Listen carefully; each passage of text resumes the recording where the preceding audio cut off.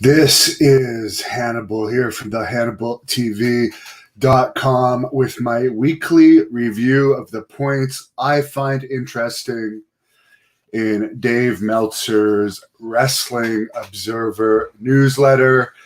Something that he did not put in the newsletter this week, but it's broken all over the place today, being reported by multiple sources that Melina, multiple-time WWE Women's Champion, is returning to WWE television imminently. So we're going to see her back in the WWE very soon. I've done an interview with her. I've hung out with her before. I think she's amazing. Nothing but respect for her. She's one of my favorite divas of all time. So it's nice to see that she's returning to WWE, because I remember being with her. There's a video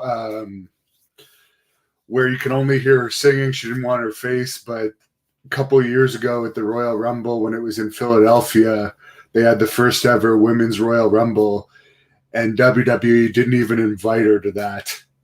They didn't even give her free tickets.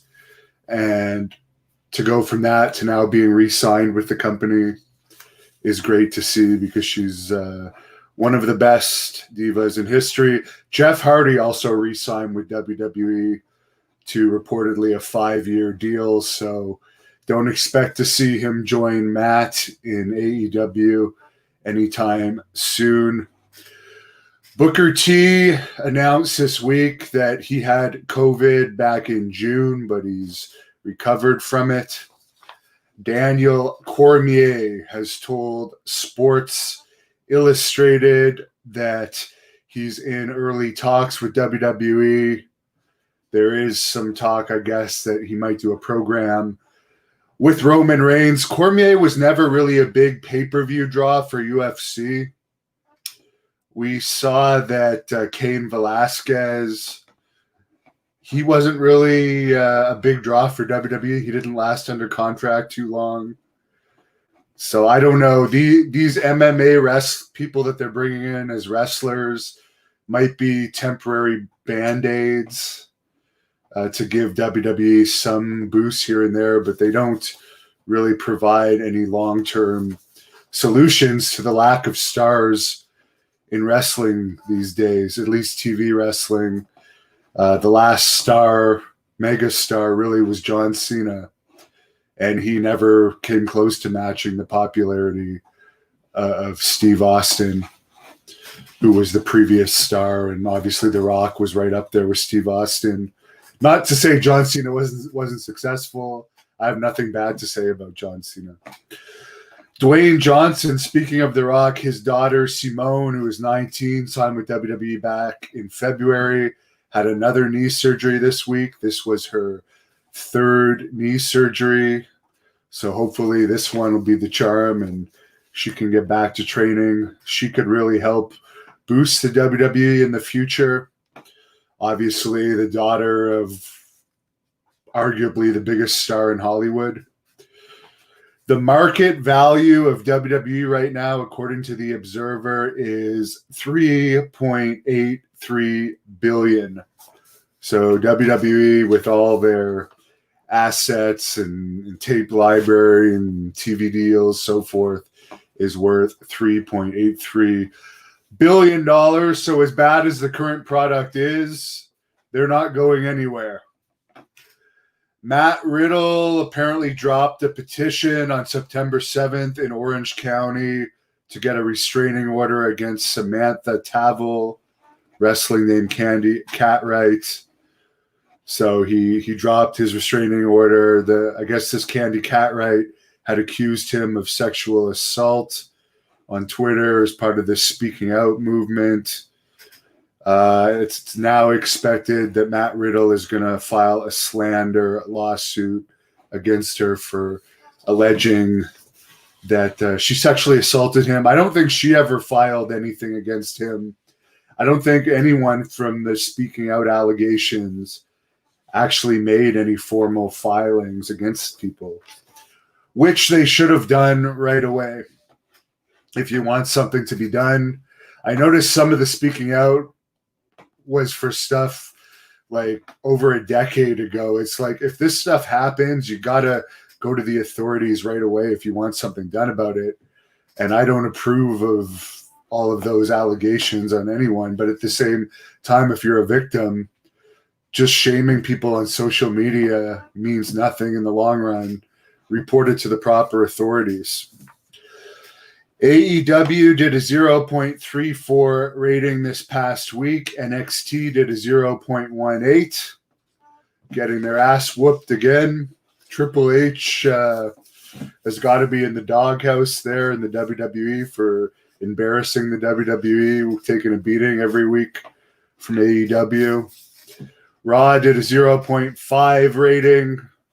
Obviously, Dominic Mysterio and Drew McDonald are not big ratings getters on Raw. SmackDown did a 0.6. In AEW news, I guess because they've been having problems moving tickets, even in Jacksonville. I guess Jacksonville has around 1 million people, but they're having problems getting more than 300 fans at events, even though they could have up to 750. But apparently they're now doing a deal where you can pay $175 to get tickets to 7 AEW tapings, which is about $25 a show. So they're doing that to try and get people into the building, because obviously, no, they're not drawing really. Yes, it's the pandemic, but when you have 1 million people and you have all these stars making huge money, you'd think they could get more than 300 people in a building. I know the NFL doesn't have issues doing that with the teams that are currently allowing fans. Ivelisse is apparently not under contract with AEW yet, according to Dave Meltzer, although she and Diamante won the women's tag team tournament. Ivelisse's home burned down recently. Sorry to hear that. I did do an interview with Ivelisse on this channel a couple weeks ago. There was an unusual thing that happened with Ivelisse and Thunder Rosa in their Dynamite match, where Ivelisse, like, very obviously didn't sell a few things, and no one really knows the reason beyond that, but people are speculating that there could be some personal issues between those two. Speaking of Thunder Rosa, she is the NWA champion, I believe, for the women. And they tried to run a pay-per-view this week, but had major streaming issues. Quote from The Observer, major streaming issues. And I didn't just read that in the Observer. I also read that elsewhere, that there was big problems. Now Nick Aldis is not only the champion of the NWA, but he's also booking the NWA. So don't expect him to lose that title anytime soon. PW Insider reported that Edward Anus, a.k.a. Teddy Hart, was sentenced to 10 days in the Richmond County Jail in Virginia and is still facing other charges that are going to be heard in October. New Japan did a show at Korakuen Hall, which was able to have up to 40% capacity. And they did have 40% capacity, which I guess was 669 tickets sold. So New Japan doing better at selling tickets during the pandemic than AEW. Gerald Brown, who was one of the original Hollywood Blondes, passed away September 15th at the age of 83, which is a good age for a wrestler to live to. I don't know if PCO is still under Ring of Honor contract or not. I know they're not using international talent now. I mean, Ring of Honor is all but faded away these days. There's practically no interest in it, but apparently he walked a approximately 49 miles in 24 hours as a publicity stunt this week. I saw the video of him crying at the end. For the record, I do run at least 50 miles a week. So yes, walking for 24 hours straight. I guess that's impressive if you really want to do that, but I can run 10 miles in an hour and a half at 280 pounds. I'm more impressed by that.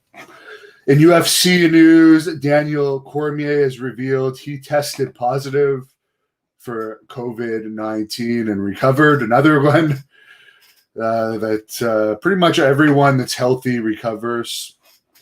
Bellator on September 11th, headlined by a split decision of Phil Davis beating Lyoto Machida, did a 0.1 rating. Apparently, UFC President Dana White is saying they're working on some stuff with Conor McGregor now for the start of 2021. So I guess it was just another bullshit retirement for McGregor, who also has had some more sexual assault related accusations in France, but I'm not going to get into it because a lot of people just do these accusations against celebrities for attention. There could be some truth to it. Who knows? To get into some of your questions and comments, JC says he loves Melina. Of course, you can follow us on Instagram at the Hannibal TV. My Teddy Long interview, by the way, that was supposed to be today, is now going to happen next week. Tonight at 11 p.m. Eastern, I'm interviewing a guy called the Metal Maniac, who was very close friends with Jimmy Snuka. And he says he wants to set some stuff straight about Jimmy Snuka and the allegations about Jimmy Snuka. I'm interviewing a bunch of people in the next few days. I highly suggest you all subscribe and click get notifications so you're aware of our live interviews. I did a good one yesterday with Kimona Wanalea that has already over 6,000 hits. AJRX says Primal Screams and Splits returns to save WWE from the grave. I don't think they're ever going to be in the grave. I just think they're going to be less popular. And it's because it's become a very corporate company. As Eric Bischoff said on this channel this week in a clip that I posted from his interview with Kevin Sullivan, wrestling used to be about conflict and confrontation and angles you could believe in and escapes from reality.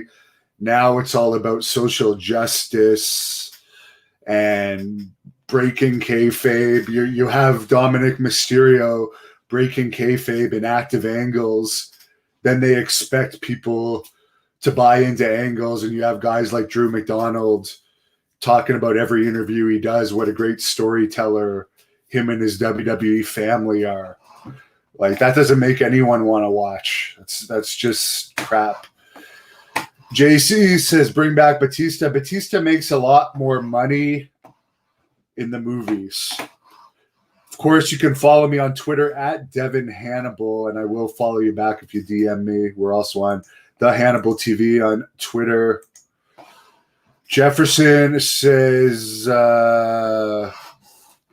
something about Daniel Cormier, even compared to other MMA stars, probably not being the biggest draw. There are some good drawing MMA stars. I think John Jones is a decent draw. Conor McGregor is obviously the biggest draw, I think. Josh Super Duty says, I'd rather watch Amber Nova than Lady Yasmin in Great North Wrestling. Well, I'm glad you feel that way, because it's more likely you will see Amber Nova in Great North Wrestling when Great North Wrestling returns, whenever these lockdown restrictions go away, which doesn't look like it's going to be anytime soon here in Ontario. They've put more restrictions on us here in this province this week. They're limiting the amount of people even further that can be in a building at one time. They're talking about closing the gyms and bars again. For some reason, they love putting the sentence gyms and bars.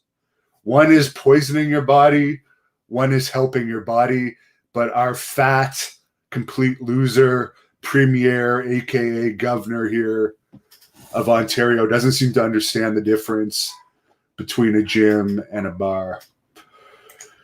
Robert Brown thinks Melina should have gone to AEW. Why? You can make a lot more money overall in WWE. And name me, I don't know any women's star in AEW. The biggest women's star of AEW, well, Ivelisse isn't actually under contract. Neither is Thunder Rosa. Other than that, there's the man or the transgender, sorry. That's probably the best known woman, if you want to describe her as a woman in AEW. I would definitely go to WWE if I was a lady wrestler. Way more opportunity. Am I ever going to interview Major Guns? Send me her contact information. I would. Ox Baker for life says, great to see me again. Thank you. Mike Dello is not a fan of Triple H. Eric P., am I going to do any more paranormal videos? I posted one last week of a wrestler, Victoria Vaughn, telling her haunted house experience. I've been trying to actually rent another haunted house, but because of the lockdown, it seems like nowhere's even renting haunted houses. So if anyone knows in Ontario of a haunted house you can rent and stay in for a weekend, I would love that, especially around this time of year. The closest we might get on this channel is the Blood Hunters Forest of Fear coming next month, which is going to be really interesting. David says Ivelisse is great. It's a shame she isn't signed yet. Highly suggest everyone check out my interview with Ivelisse on this channel. Couple more here. Sorry. Melissa says that's because Doug Ford only cares about money and cheesecake. That's the governor / premier of Ontario that I was just mentioning, talking about closing the gyms again. Why would you close something that's good for you? I can tell you at my gym, it's only about 25% of what it used to be as far as capacity. And it's a very big gym, and they take lots of precautions to clean it. But I don't think that that gyms should be in the same category as bars at all. I've said this a million times. You are actually annoying me with this. Rick Martel doesn't want anything to do with wrestling. I'm going to stop answering people that ask me about him. Check out the Beast of Bushy Creek, Eric P. says. Mike, I'm seriously going to block you if you keep annoying me. So check out again tonight at 11 p.m. I'm interviewing a guy about Jimmy Snuka. 2 big interviews on Sunday with Heidi, the famous women's wrestler from British Amazon from the UK at 3 p.m. And at 1 p.m., Zania, who is an absolutely gorgeous Russian wrestling blogger. I highly suggest you check out my interview with her at 1 p.m. on Sunday. I am supposed to interview Jazz tomorrow, but she hasn't confirmed what time yet. So again, subscribe and click get notifications. And our merchandise store link is in the description of this video. Check it out for some great The Hannibal TV merchandise, including these wonderful new The Hannibal TV fanny packs, which by the way, Zania from Russia, I know she ordered one. She's going to model it for me. And you will see she's a fantastic model. Highly suggest check that girl out. Highly talented. 1 p.m. on Sunday. I'm interviewing her live with fan questions.